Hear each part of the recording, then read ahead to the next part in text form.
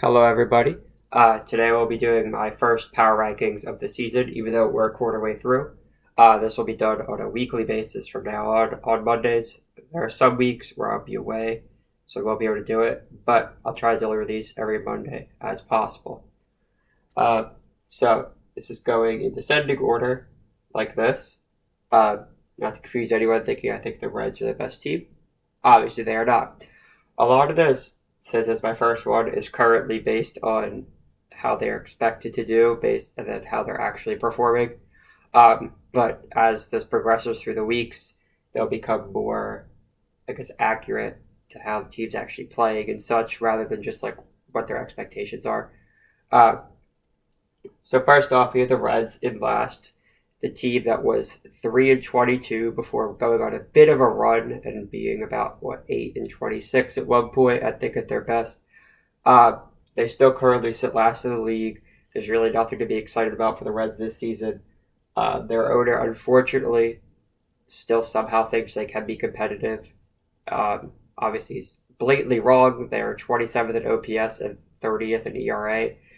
It's a shame to see how Hunter Green, at first when he came up, looked fantastic, and then his first few starts, he is getting rocked a little bit with his fastballs. But it seems he is settling it a little bit with that 7.1 no hitters, and then a good outing after that. So hopefully Bob was right, and there can be some positive future in Cincinnati. Next, we have the Nationals. They had no expectations this season. They won the World Series in 2019. Everyone expected them to tear down. They did. So their placement here isn't a surprise. Their season's kind of going how they hoped. They want a high draft pick. They want to just bring down revenue, or bring down payroll until they can build a team back up around Soto. So being 20th in OPS, 28th in ERA, nothing to be concerned about. Next, we have the Tigers. The Tigers are this low, partially based on expectations. Last season, they were decently close to the playoffs a lot of the season. They showed that they probably could take the step forward this season with some additions like Javi and Erod, but nothing's really panned out yet this season. They're 29th in OPS and though 12th in ERA. So their pitching has been pretty solid around that young core, but their hitters are just not doing it. Next, we have the Cubs, which again, expectations is partially why they're down here. Obviously, they did have their large teardown last season with Bryant, Rizzo, and Javi, but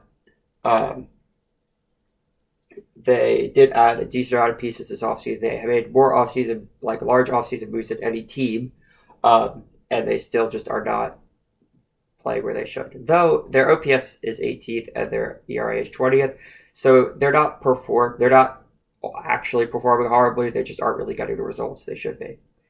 Next, we have the Royals, who were expected to be pretty close to the bottom, and here they are. They're 25th in OPS and 26th in ERA.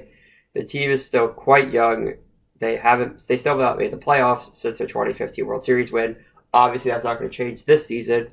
And unless they make some large successful moves in the offseason, next season will probably still also be a playoff off year. They won't make the playoffs. Next, we have the A's, who, just like the Nats, fully tear down. Everyone expected the worst for them. They're doing decently well. I mean, their team OPS is 30th, which makes sense. They don't really have any notable power bats or like any very, very prominent hitters at all. But their team ERA is 15, which is certainly respectable for the fact that they traded away most of their starters. They traded Luzardo to, I believe, Miami, Bassett to New York, and Medina to San Diego. So for trading away all those starters, being 15th in ERA is pretty good. It's something they can definitely build on. Next, we have the Orioles, who everyone obviously predicted in the top 2 or 3 teams this season, but recently they've been picking it up. They're only about 7 games under 500. They're 24th in team OPS and 18th in team ERA. That young pitching is coming through. They are doing pretty solid. And this could also be partially recency bias, but again, this is the first power rankings. That stuff will adapt and become better suited. But they do have 3 walk-off wins in their last 4 games, so that's something that could hopefully keep the team going and keep that good energy. Next, we have the Pirates, the other team ever predicted in the very, very bottom. Their on-field results are kind of aligning with that. They're 26th in OPS and 29th in ERA, but they are winning a decent amount, being 23rd on the rankings. So it might be just a big luck factor with the Pirates because they really, based on their OPS and ERA, they are really not supposed to be probably up to 23rd, but it's not too much higher than their stats show they should be. Next are the Marlins, which are quite an anomaly. I feel like for the past few seasons they've been kind of getting there. Their rebuild has been pretty successful, and this season they look like they could have decent potential, potentially finish third in the division, but their team OPS is quite high, higher than probably anyone expected, 11th in baseball. And their pitching, which this is obviously to be expected, their rotation is fantastic. They have the fourth highest ERA, or fourth lowest, we were the fourth best ERA in baseball. Yet they're all the way down here because their results are just not panning out. I have them 22nd. They just are not doing well. They're many games under 500. They're not really. Their batting and pitching, as successful as it is not resulting in wins. So they need to find what's going to change that, what's going to actually get them producing and getting results that they should be. Next, we have the Mariners, who after last season's dream run, where they came within one or two games in the last game of the season of the playoffs, this season they are not seem to be building on that at all. They're 17th in OPS, they're 25th in ERA. They just are not showing that they could continue what they did last season. Maybe they'll have another run in them last season, or this season. No one expected what they did last season, so maybe it'll come again as a surprise this season. But as of now, they're all the way down here because they just aren't really showing it. Next, we have the Rangers, who obviously signed Seager and Simeon to these humongous contracts. Seager took a bit to get started. He's doing okay now, but Simeon still hasn't hit a home run. That's really concerning for a guy who broke the second base record for home runs last season. Obviously, everyone knew the Rangers were, if you wanted to put it the one way, all batting and no pitching. Even though all batting is a bit questionable, but no one expected them to really have any pitching. Yet the surprising thing is their team OPS is 28th and their pitching is 23rd. So their pitching has still been like a decent amount better than their hitting, even though it was supposed to be really no pitching at all hitting. So they have to figure out those bats if they want to have any success whatsoever this season and building on that. If they can't get Simeon going, that contract is going to be really, really bad. Next, we have the Phillies, who for a while had the top offense in baseball, but they're so streaky. So many games either get shut out or score one run or run up the score to about 8 or 9. There's a few games, obviously, that are in between. It's not all or nothing. But for the majority of the games, it's very stressful to watch because if they don't score within the first few innings, most hope is lost. They have a few comebacks, but it's pretty rare. Though they do have a team OPS of 8, or they're in 8th place. So that is supported. They have been in first, though. For a lot of the season, but the last few games against the Padres and Dodgers really dropped their team OPS. Their pitching has been kind of where people expected. It's 19th in baseball.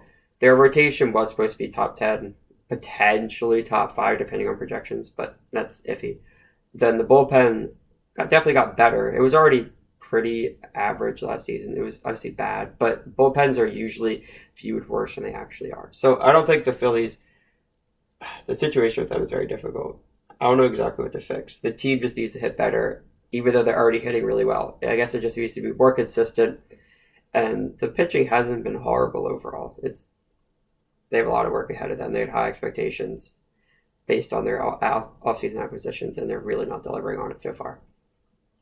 Next, we have the Red Sox, who obviously in 2020 finished with one of the worst records in baseball. Last season, they made it all the way to the ALCS. And this season, they're not doing too hot. Their rotation wasn't too strong going into the season, but their numbers are pretty solid. They're pretty average across the board. They have 14th in OPS, as Trevor Story has finally picked it up. He has 5 home runs in his last 4 games. He's finally got it going. Hopefully he can continue that into the rest of the season. He'll have a lot of success then. And then their team ERA is 16th, which for their rotation being iffy and Sale being out for a while, that's pretty solid. So once Sale comes back and everyone's good, they can certainly build on that and probably have a lot more success than they're having now. Next, with the Guardians, they're typically known for their pitching. though in this case, their team is actually hitting a lot better than they're pitching. They're 13th in OPS and 22nd in ERA. Obviously, Jose Ramirez got his extension, so that probably helps their locker room vibes or whatever mojo. So not too bad for them. There weren't the highest expectations for them. They don't have too many like very very solid like top tier players besides Bieber and Ramirez, but they could certainly build on their team. They always have a good farm. They always have solid pitching coming up, so they're in a good spot. Next year, the defending World Series Braves, with their 15th in MLB OPS and 17th in ERA. Again, kind of like the Red Sox, both of theirs are just mid-tier. But like last year, the Braves didn't really get it going until August. They didn't take first place until about mid-August, once the Phillies took it for only a week or two from the Mets. So this team certainly has the potential to make a deep run, to take the lead from the Mets deep in the season if the Mets collapse again. But as of now, they're fine. I don't think there's too many concerns. Obviously, they would, for being defending World Series champions, they would like their record to be a bit better. But based on last season, I don't think there's too many concerns. Next, we have the White Sox, who might be one of the most underperforming teams in the league. Most projections had them top 3, maybe top 5, maybe top 3. Obviously, their injuries are probably the most prominent thing. Like I said, every team has injuries, but it seems to be way more on the White Sox. Jimenez just cannot stay healthy. They have so many guys that just are not on the field, and it's really, really hurting them. They're 23rd in OPS when they should be at the very top in OPS. Their lineup should be stacked when healthy, and it just is not right now. But their team ERA is 13. Nothing wrong with that. Obviously, their bullpen before the Kimbrel trade looked like by far the best bullpen in baseball. It was so intimidating. It still looks fantastic, but there's just certain guys that like Crochet, and then with the Kimbrel trade, that obviously their bullpen isn't as strong as it should be with their starters, with Lynn being out, but their ERA is still pretty good overall. They just need to get those bats going, and hopefully guys can come back from injuries. Now, these next two are kind of odd placements, I thought, but I don't know, I'll try to explain. So Rockies are next at, 14th. Obviously, these two probably shouldn't be in the top half, but I was a bit confused on where to put them, more based on expectations and then how they're actually performing. I thought they deserved some spotlight, especially the Diamondbacks. But the Rockies are 4th in OPS. That's not too surprising. I couldn't find team OPS plus, so that might make a big difference, because it is kind of obvious that the Rockies would be pretty high in OPS, even if not in OPS plus. But their hitting is working. CJ Cron leads the NL in home runs. So even without Story and Arenado, they're still showing that their offense can be quite strong, and pitchers should definitely fear their offense, especially when in course. And their team ERA, though, is 27th, which this is the unsurprising part.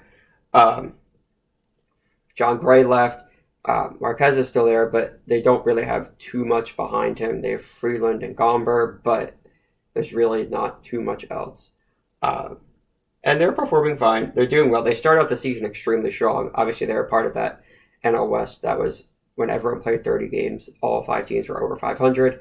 The Rockies could certainly finish over 500 this season. Definitely not guaranteed, but I would not be surprised if they did. The D-backs, I more put them up here to just spotlight how much they're overperforming, just to give them some notice. Their team is 22nd in OPS, but also 21st in ERA, which is a bit puzzling because it seems like their success is coming off the backs of their pitchers and how successful they've been. But even though so it looks to be more their bullpen is messing with the team ERA rather than their pitching. Their pitching is getting them pretty deep into games. It's doing well, and they're performing really well compared to what they should be. They should be still pretty close to the bottom. Maybe they'll regress down there, but for now, they're doing well, and it's good for Diamondback fans to have something to cheer for at least. Next, we have the Cardinals, who definitely could be a bit higher. Their team OPS is 6th. Arenado is hitting extremely well, showing he does not need to be in cores. That's fantastic for him. The entire team is very fun to watch. They're definitely one of the most solid teams in the league. Um, and their team ERA is 14th. Their bullpen has still been iffy, but that should be able to be fixed. Next, the Giants. They are 10th in OPS and 24th in ERA, coming off their 107 win season.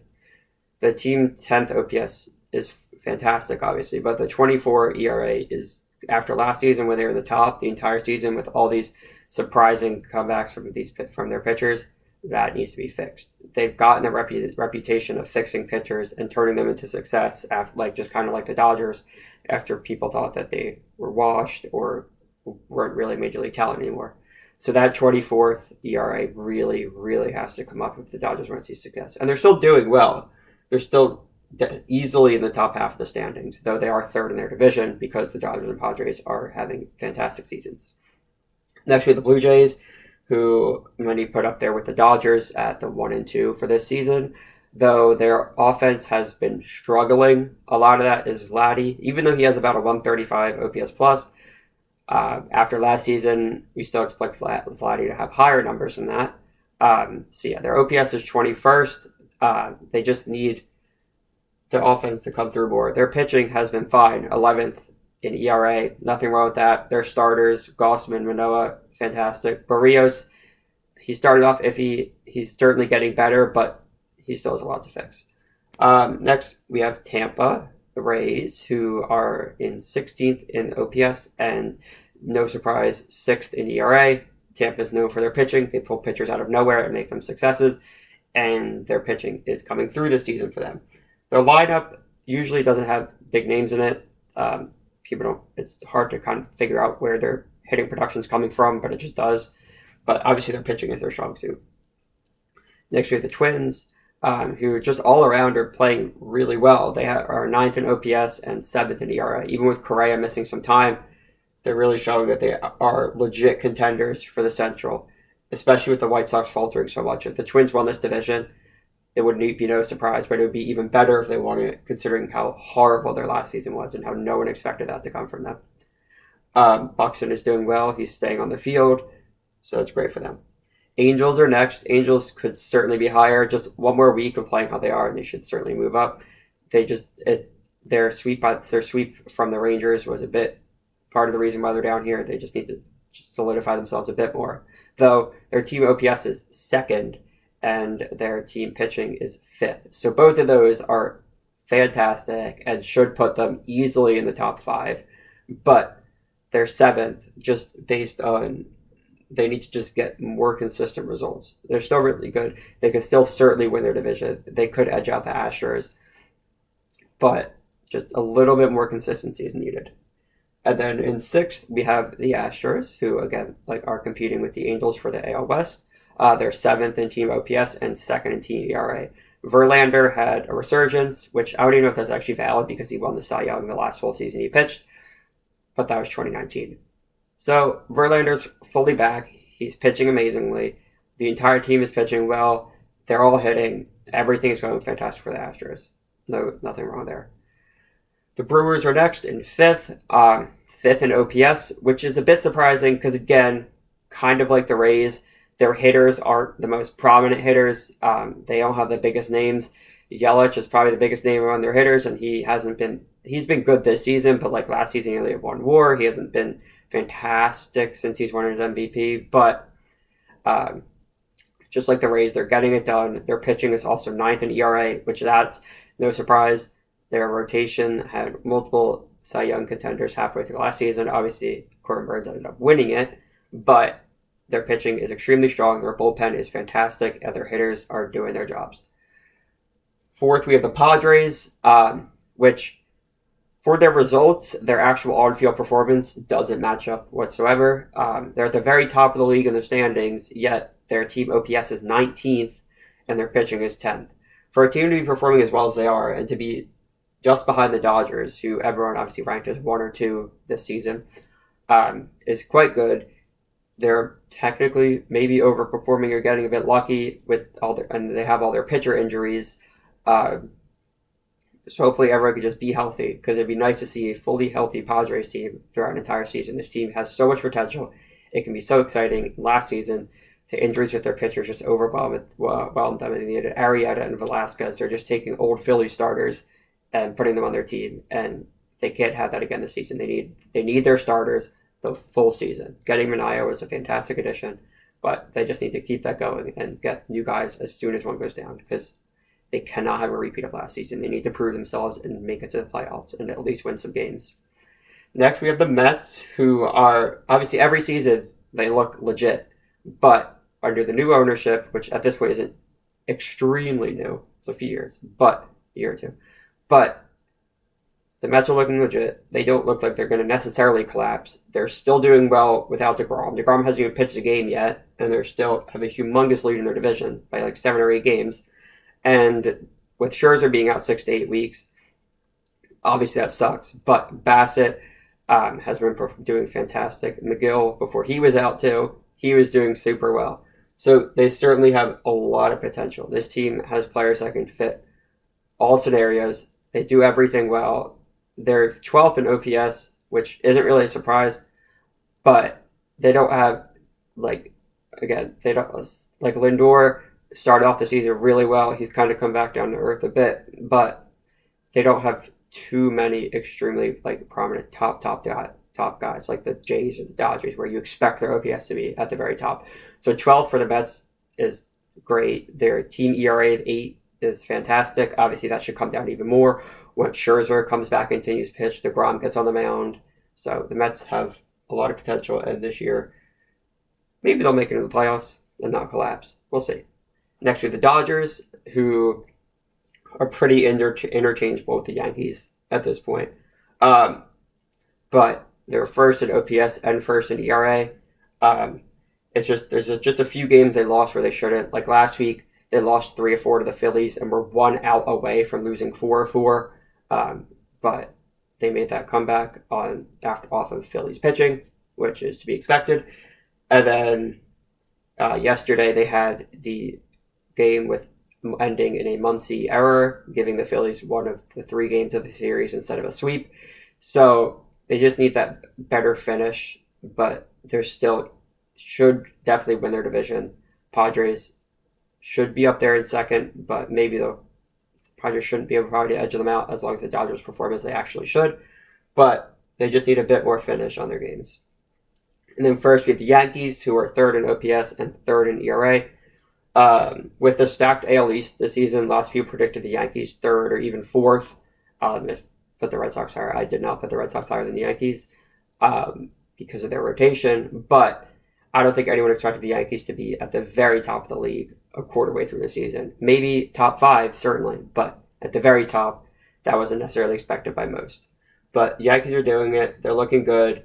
Some losses to the Orioles in walk-off fashion, but overall, they're looking really good, and the Yankees should easily make the playoffs this season. They've given themselves quite a good cushion. Even if they have some midseason slumps, they should be in a really good position to succeed. So that's all for this week. Thank you for watching, and I'll see you next week.